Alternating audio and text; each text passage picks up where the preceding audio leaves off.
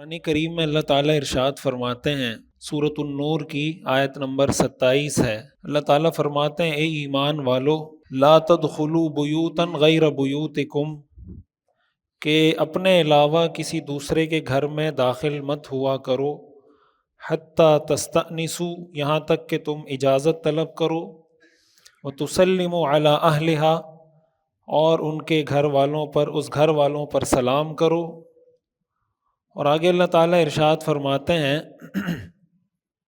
کہ اگر اس گھر میں کوئی نہ ہو تو اس گھر میں مت جاؤ، اس گھر کے اندر داخل مت ہو۔ وَإِنْ قِيلَ لَكُمُ ارْجِعُوا فَارْجِعُوا، اور اگر تمہیں کہا جائے کہ واپس چلے جاؤ تو واپس چلے جاؤ۔ هُوَ أَزْكَىٰ لَكُمْ، یہ تمہارے لیے زیادہ بہتر ہے۔ تو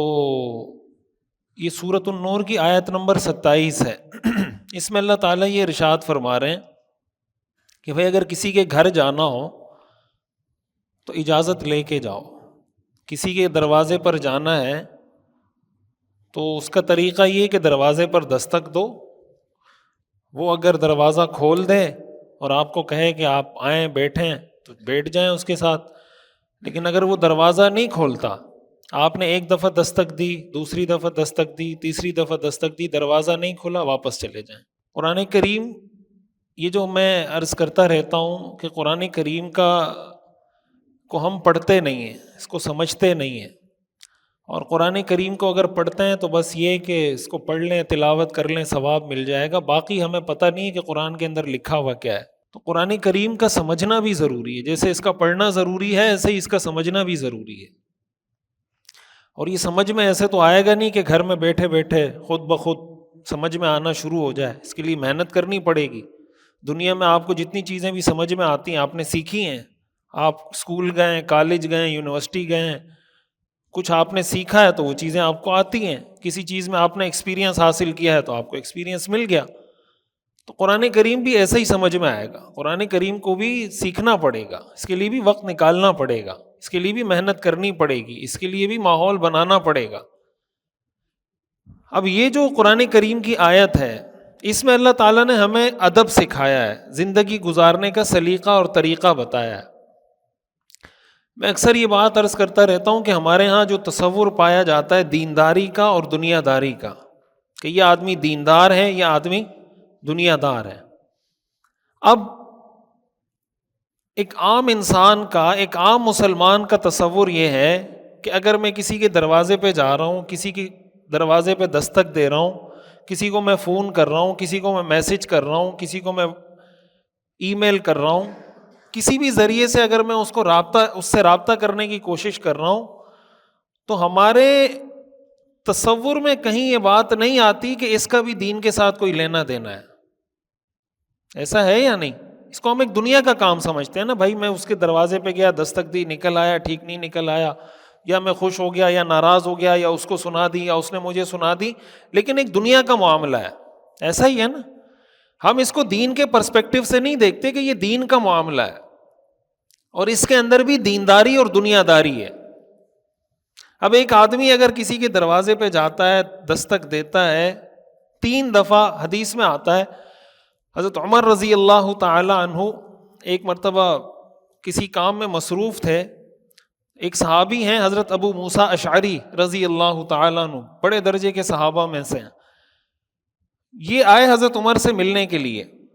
سلام کیا، السلام علیکم، حضرت عمر نے جواب نہیں دیا، مصروف تھے، ان کو پتہ ہی نہیں چلا۔ دوسری دفعہ انہوں نے سلام کیا، اور سلام کرنے کے بعد اپنا تعارف کروایا کہ السلام علیکم ھذا ابو موسیٰ الاشعری، کہ میں ابو موسیٰ ہوں، سلام کیا۔ حضرت عمر نے جواب نہیں دیا۔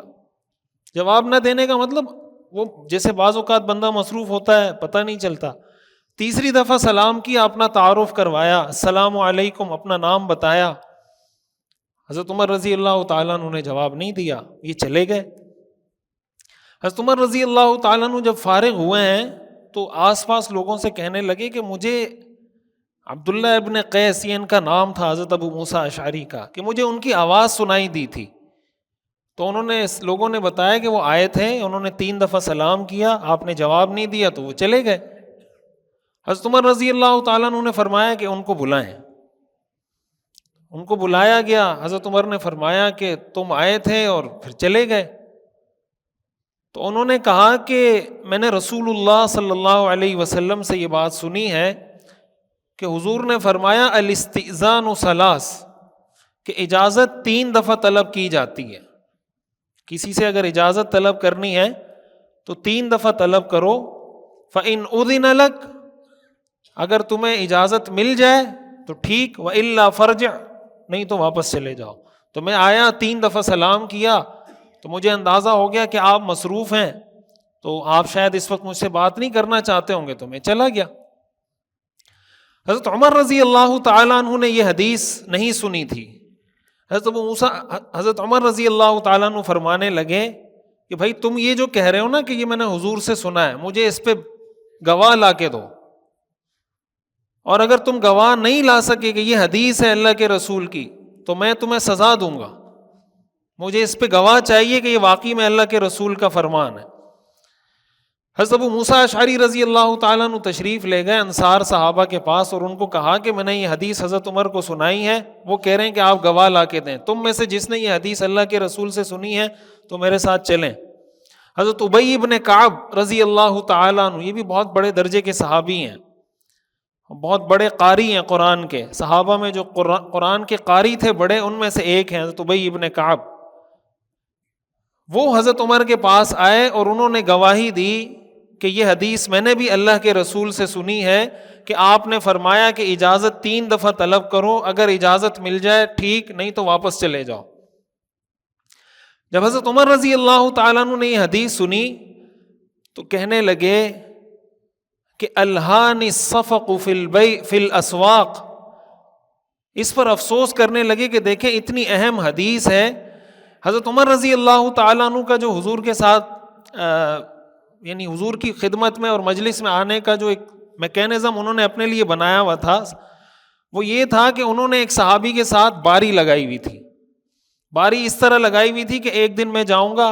بازار، اپنا بزنس کاروبار جو بھی کام کاج ہے وہ کروں گا، تم حضور کی مجلس میں جانا، تو جو حدیثیں جو باتیں تم سنو وہ مجھے سنا دینا. اگلے دن میں حضور کی مجلس میں جاؤں گا، تم اپنا کام کاج کرنا، تو جو حدیثیں میں سنوں گا وہ تمہیں سنا دوں گا، تاکہ میں دین بھی سیکھتا رہوں، جو اپنے دنیا کے کام کاج ہیں وہ بھی کرتا رہوں. یہ حضرت عمر رضی اللہ تعالیٰ عنہ کا دین سیکھنے کا طریقہ تھا کہ ایک دن حضور کی مجلس میں آتے تھے، ایک دن بازار جاتے تھے، ایک دن مجلس میں آتے تھے، ایک دن بازار جاتے تھے. یہ جو طریقہ ہے نا دین سیکھنے کا، یہ جو میں عرض کر رہا ہوں کہ ہمیں قرآن سیکھنا چاہیے، دین سیکھنا چاہیے، تو قرآن سیکھنے اور دین سیکھنے کا مطلب یہ نہیں ہوتا کہ آپ اپنے دنیا کے کام چھوڑ دیں. قرآن سیکھنے اور دین سیکھنے کا مطلب یہ کہ جس طرح آپ نے دنیا کے کاموں کے لیے، بزنس کے لیے، کاروبار کے لیے، جاب کے لیے، پڑھائی کے لیے وقت نکالا ہے کہ بھائی یہ میرا اسٹڈی کا ٹائم ہے، یہ میرا بزنس کا ٹائم ہے، یہ میرا جاب کا ٹائم ہے، یہ میرے گھر والوں کا ٹائم ہے، اسی طرح کچھ وقت خاص کر دیں، جیسے حضرت عمر نے خاص کیا، جیسے اور صحابہ نے خاص کیا. صحابہ کرام کی اکثریت ان صحابہ کی ہے جو اپنا کام کاج کرتے تھے، کوئی بزنس، کوئی ملازمت، کوئی جس کا جو کام تھا وہ کام کرتے تھے، اور الگ سے انہوں نے کچھ وقت متعین کیا ہوا تھا دین سیکھنے کے لیے. حضرت عمر رضی اللہ تعالی عنہ نے یہ ترتیب بنائی ہوئی تھی. تو جب حضرت ابی ابن کعب نے بتایا نا کہ میں نے یہ حدیث اللہ کے رسول سے سنی ہے، تو حضرت عمر رضی اللہ تعالی عنہ فرمانے لگے تواضع، کہ مجھے بازار میں خرید و فروخت نے اس حدیث سے غافل کر دیا. یعنی میں چونکہ ایک دن آتا تھا، ایک دن نہیں آتا تھا، تو ہو سکتا ہے یہ حدیث اللہ کے رسول نے اس دن ارشاد فرمائی ہو جس دن میں مجلس میں موجود نہیں تھا، تو میں بازار میں جا کے خریداری اپنا کاروبار کرتا ہوں، اس وجہ سے میں یہ حدیث اللہ کے رسول سے نہیں سن سکا. اب یہ جو حدیث ہے کہ حضرت ابو موسیٰ اشعری حضرت عمر کے پاس آئے اور 3 دفعہ سلام کیا، سلام کا جواب نہیں ملا تو واپس چلے گئے، اسی کو اگر آج ہم اپنے اوپر فٹ کریں، اگر آج اپنے اوپر فٹ کریں ہم کہ بھائی آپ کے پاس اگر کوئی آتا ہے، یا آپ کو کوئی آدمی کال کرتا ہے، یا آپ سے کوئی آدمی وقت لینا چاہتا ہے کہ میں آپ سے ملنا چاہتا ہوں، اور آپ اس کو کہیں کہ میرے پاس وقت نہیں ہے، تو ہمارا رویہ کیا ہوتا ہے؟ بھائی آپ کے پاس کوئی آدمی آیا اور آپ سے کہا کہ میں آپ سے ملنا چاہتا ہوں، لیکن آپ نے کہا کہ میں اس وقت مصروف ہوں، میں نے گھر جانا ہے، یا میرا بچہ بیمار ہے، میں اس کو ہاسپٹل لے کے جا رہا ہوں، یا جناب میں نے پہلے سے کسی کے ساتھ کمٹمنٹ کی ہوئی ہے، یا میں نے کہیں سبق پڑھانے جانا ہے، یا میری کوئی مصروفیت ہے، یا میرا جاب کا ٹائم ہے، کوئی بھی آپ نے ایسی بات، کوئی معقول بات، ہر آدمی ہر وقت فارغ تو نہیں ہوتا نا، ہر آدمی کی مصروفیت ہے.